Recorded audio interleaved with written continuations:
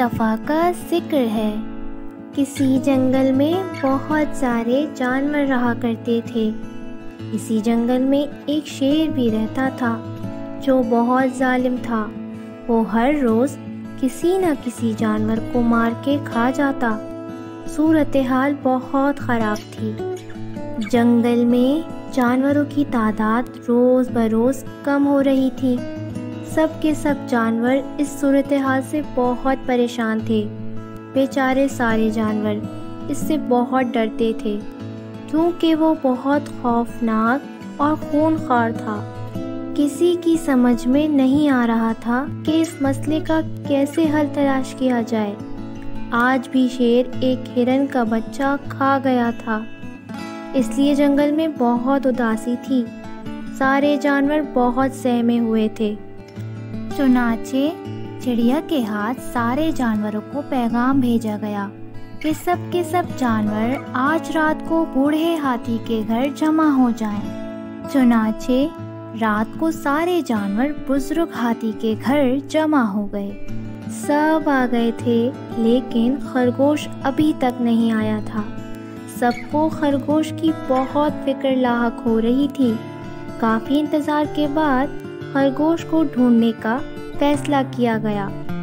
ابھی سارے جانور اس کو تلاش کرنے کے لیے جا ہی رہے تھے کہ خرگوش سامنے سے بھاگتا ہوا دکھائی دیا اور سب نے اس سے ایک ساتھ ہی پوچھنا شروع کر دیا، آخر تم کہاں رہ گئے تھے؟ بتاتا ہوں، پہلے آپ لوگ میری بات تو سنیں، خرگوش نے کہا۔ خرگوش نے سارے جانوروں کو بتایا کہ جنگل میں کچھ شکاری آئے ہوئے ہیں۔ جب میں بوڑھے ہاتھی کے گھر کی طرف آ رہا تھا تو میں نے دیکھا کچھ انسان جنگل میں جانوروں کو پکڑنے کے لیے جال بچھا رہے ہیں، اور میں جھاڑیوں کے پیچھے چھپ گیا تھا تاکہ ان کی مکمل باتیں سن سکوں۔ تو پھر تم نے کیا سنا؟ سب جانوروں نے حیرانی کے عالم میں پوچھا۔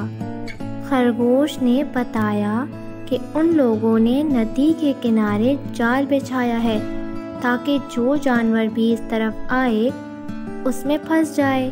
اگر ہم کسی طرح شیر کو اس طرف لے جائیں تو وہ جال میں پھنس جائے گا اور ہم سب کی جان بچ جائے گی، اور شکاری شیر کو دیکھ کر خوش ہو جائیں گے اور باقی جانوروں کو پکڑنے کا دھیان اپنے دل سے نکال دیں گے۔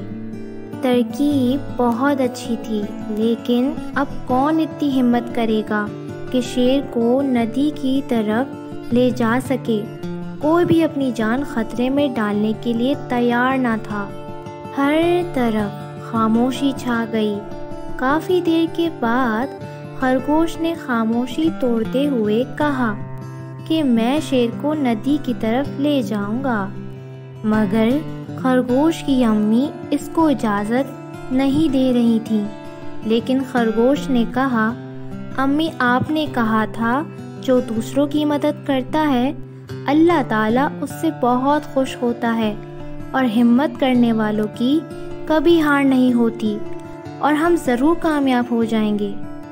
چنانچہ خرگوش نے شیر کے غار کی طرف بڑھنا شروع کر دیا تاکہ اس کو کسی طرح سے ندی کنارے لے جایا جائے جہاں شکاری نے جال بچھایا ہے۔ پھر خرگوش نے شیر کے غار میں ایک پتھر پھینکا۔ جیسے ہی پتھر شیر کو لگا وہ لپک کر باہر آیا اور زوردار آواز میں دھاڑا، کون ہے کہ جس نے شیر کو پتھر مارنے کی جرت کی ہے؟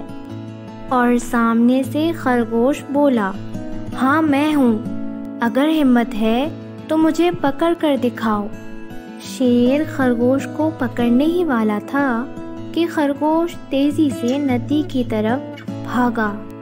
شیر نے خرگوش کا پیچھا کرنا شروع کر دیا۔ بھاگتے بھاگتے شیر کی ٹانگ اس جال میں پھنس گئی اور زمین پر گر پڑا۔ پھر جال کی آواز سنتے ہی شکاری نے شیر کو پنجرے میں بند کیا اور جنگل سے روانہ ہو گئے۔ سب جانور جو چھپ کے یہ سب دیکھ رہے تھے انہوں نے خرگوش کو اپنے کندھوں پہ اٹھا لیا۔ سب جانوروں نے خرگوش کو بہت پیار کیا، اور پھر شام کو ایک دعوت بھی رکھی گئی جس میں خرگوش کو بہت ساری دعائیں اور تحفے دیے گئے۔ سب جانور بہت خوش تھے کیونکہ اب سب جنگل میں آرام و سکون سے زندگی بسر کر سکیں گے۔ تو پیارے پیارے بچوں، آج کی اس کہانی سے ہمیں کیا سبق ملتا ہے کہ جو دوسروں کی مدد کرتے ہیں اللہ ان سے راضی ہوتے ہیں، اور ہمت کرنے والوں کی کبھی ہار نہیں ہوتی۔